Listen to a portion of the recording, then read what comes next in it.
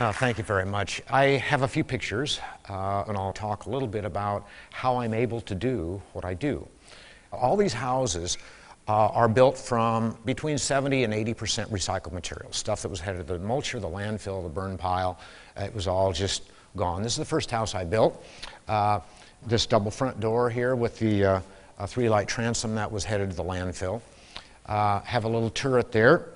And then these buttons on the corbels here, right there, those are hickory nuts. And these buttons there, those are chicken eggs.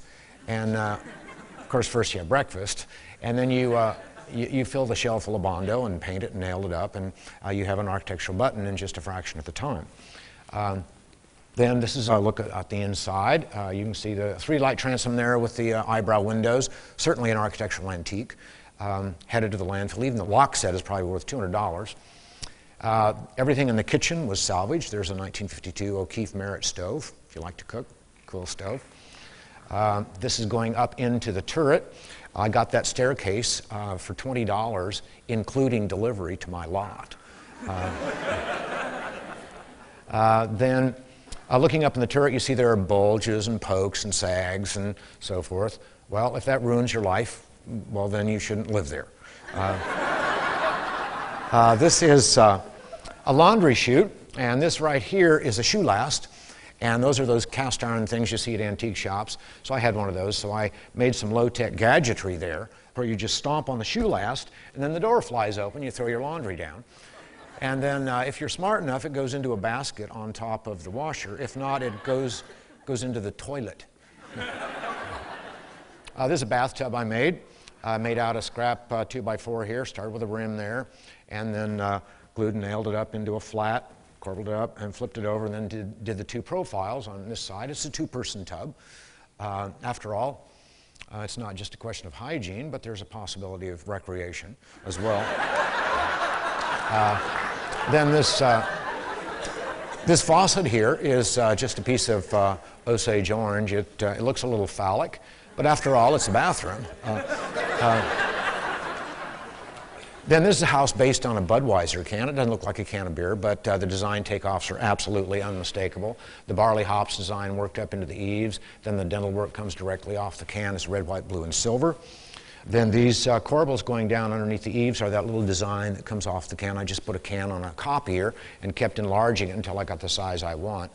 Then on the can it says, "This is the famous Budweiser beer. We know of no other beer," blah, blah, blah, blah, blah, blah. So we changed that and put, "This is the famous Budweiser house. We don't know of any other house," and so forth and so on. Then there's a deadbolt. It's a fence from a 1930 Shaper, which is a very angry woodworking machine. And they gave me the fence, but they didn't give me the Shaper, so we made a deadbolt out of it. That'll keep bull elephants out, I promise. And sure enough, we've had no problems with bull elephants. The shower is intended to simulate a glass of beer. We've got bubbles going up there and then suds at the top with lumpy tiles. Where do you get lumpy tiles? Well, of course you don't. But I get a lot of toilets, and so you just dispatch a toilet with a hammer, and then you have lumpy tiles. And then the faucet there is a beer tap. This panel of glass is the same panel of glass that occurs in every middle-class front door in America. We're getting tired of it. It's kind of cliched now. So if you put it in the front door, your design fails. So don't put it in the front door. Put it somewhere else. It's a pretty panel of glass. But then if you put it in the front door, people say, "Oh, you're trying to be like those guys, and you didn't make it." So don't put it there. Then another bathroom upstairs. This light up here is the same light that occurs in every middle-class foyer in America. Don't put it in the foyer. Put it in the shower or in the closet, but not in the foyer. Then somebody gave me a bidet, so it got a bidet.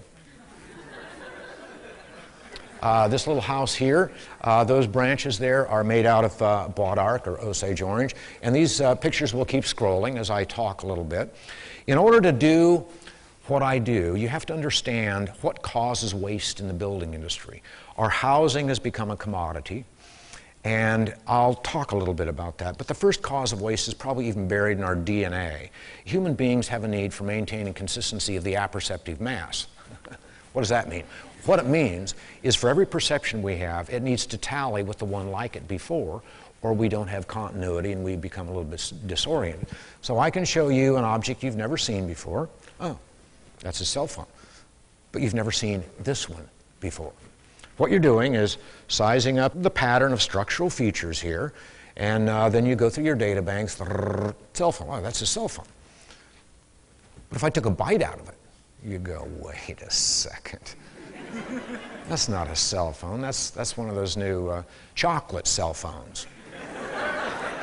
And you'd have to start a new category right between cell phones and chocolate. That's how we process information. So you translate that to the building industry. If we have a wall of window panes and one pane is cracked, we go, oh dear, that's cracked, let's repair it, let's take it out, throw it away so nobody can use it, and put a new one in, because that's what you do with a cracked pane. Never mind that it doesn't affect our lives at all. It only rattles that expected pattern and unity of structural features. However, if we took a small hammer and we added cracks to all the other windows, then we have a pattern. Because Gestalt psychology emphasizes the recognition of pattern over parts that comprise a pattern. We'll go, oh, that's nice. So that serves me every day. Repetition creates pattern. If I have 100 of these, 100 of those, it doesn't make any difference what these and those are. If I can repeat anything, I have the possibility of a pattern. From hickory nuts and chicken eggs, shards of glass, branches, it doesn't make any difference. That causes a lot of waste in the building industry. The second is Friedrich Nietzsche, along about 1885, wrote a book titled The Birth of Tragedy. And in there, he said that cultures tend to swing between one of two perspectives. On the one hand, we have an Apollonian perspective, which is very crisp and premeditated and intellectualized and perfect. On the other end of the spectrum, we have a Dionysian perspective, which is more given to the passions and intuition, tolerant of organic texture and human gesture. So the way the Apollonian personality takes a picture, or hangs a picture, is they'll get out a transit and a laser level and a micrometer. Okay, honey, a thousandth of an inch to the left, that's where we want the picture. Right, perfect. Predicated on plumb, level, square, and centered. The Dionysian personality takes the picture and goes,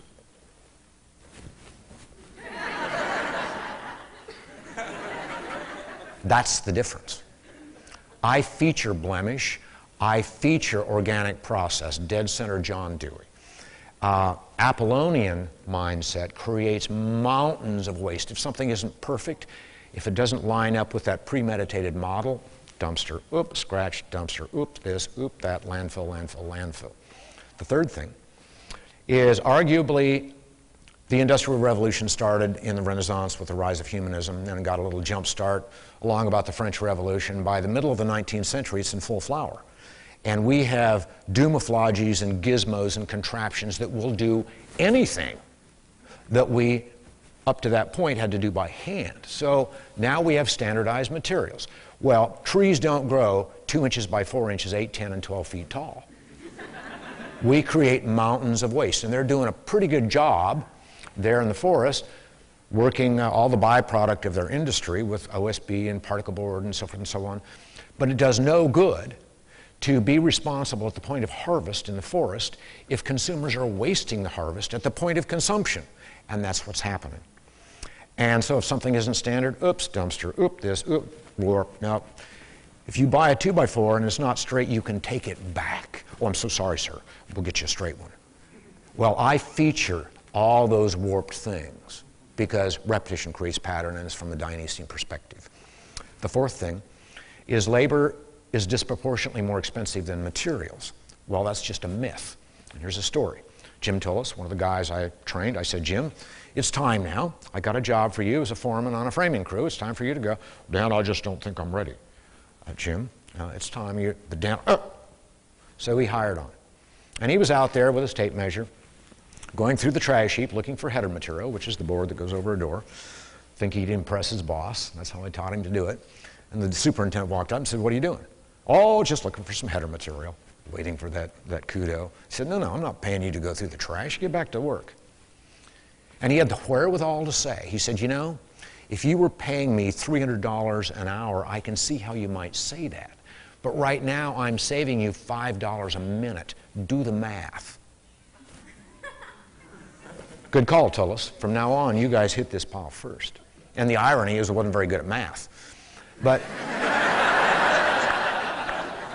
Once in a while, you get access to the control room, and then you can kind of mess with the dials, and that's what happened there.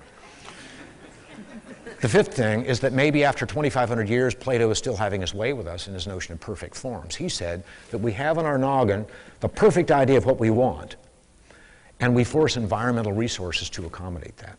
So we all have in our head the perfect house, the American dream, which is a house, the dream house. The problem is we can't afford it, so we have the American dream look-alike, which is a mobile home.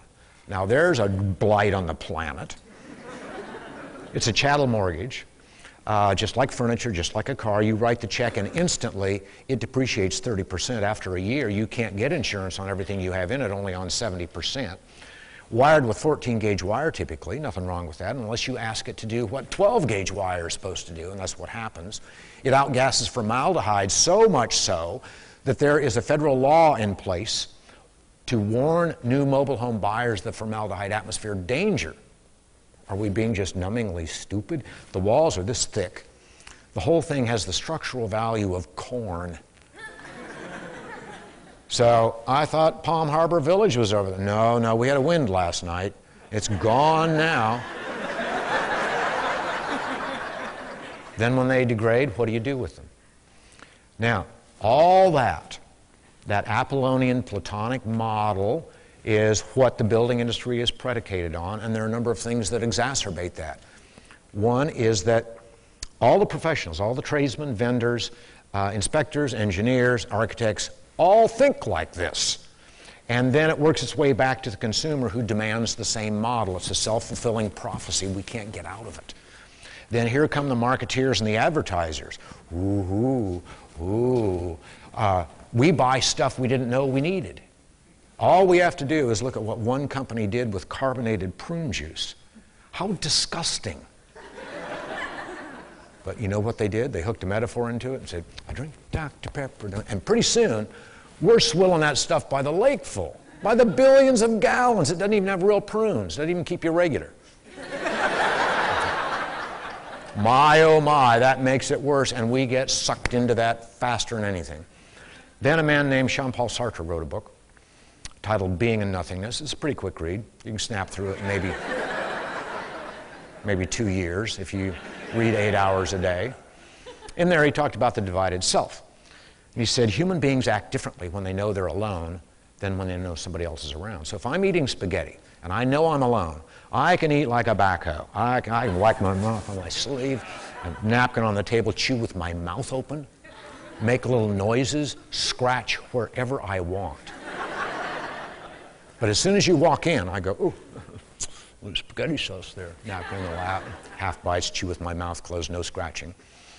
Now, what I'm doing is fulfilling your expectations of how I should live my life.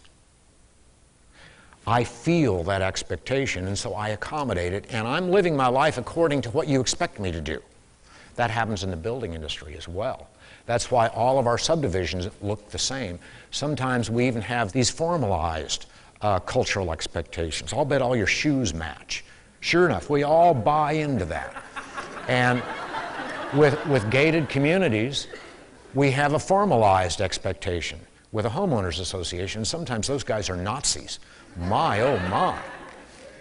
That exacerbates and continues this model. The last thing is gregariousness. Human beings are a social species. We like to hang together in groups. Just like wildebeest, just like lions. Wildebeest don't hang with lions because lions eat wildebeest. Human beings are like that. We do what that group does that we're trying to identify with. And so you see this in junior high a lot. Those kids, they'll work all summer long, kill themselves, so that they can afford one pair of designer jeans. So along about September, they can stride in and go, I'm important today. See, whoop, don't touch my designer jeans. I see you don't have designer jeans. You're not one of the beautiful. See, I'm one of the beautiful people. See my jeans? Right there is reason enough to have uniforms. And so that happens in the building industry as well. We have confused Maslow's hierarchy of needs just a little bit. On the bottom tier, we have basic needs: shelter, clothing, food, water, mating, so forth. Second, security. Third, relationships. Fourth, status, self-esteem. That is vanity. And we're taking vanity and shoving it down here. And so we end up with vain decisions, and we can't even afford our mortgage. We can't afford to eat anything except beans. That is, our housing has become a commodity. And it takes a little bit of nerve to dive into those primal, terrifying parts of ourselves and make our own decisions. And not make our housing a commodity, but make it something that bubbles up from seminal sources. That takes a little bit of nerve. And darn it, once in a while you fail. But that's okay. If failure destroys you, then you can't do this. I fail all the time, every day. And I've had some whopping failures, I promise, where big, public, humiliating, embarrassing failures. Everybody points and laughs, and he said, he tried it a fifth time and it still didn't work. What a moron. Early on, contractors come by and say, Dan, you're a cute little bunny, but, you know, this just isn't going to work. Why don't you do this, and why don't you do that? And your instinct is to say, well, why don't you suck an egg? But you don't say that, because they're the guys you're targeting. And so what we've done, and this isn't just in housing, it's clothing, in food, in our transportation needs, our energy, we sprawl just a little bit. And when I get a little bit of press, I hear from people all over the world. And we may have invented excess, but the problem of waste is worldwide. We're in trouble. And I don't wear ammo belts crisscrossing my chest and a red bandana, but we're clearly in trouble. And what we need to do is reconnect with those really primal parts of ourselves and make some decisions and say, you know, I think I would like to put CDs across the wall there. What do you think, honey? If it doesn't work, take it down. What we need to do is reconnect with who we really are. And that's thrilling indeed. Thank you very much.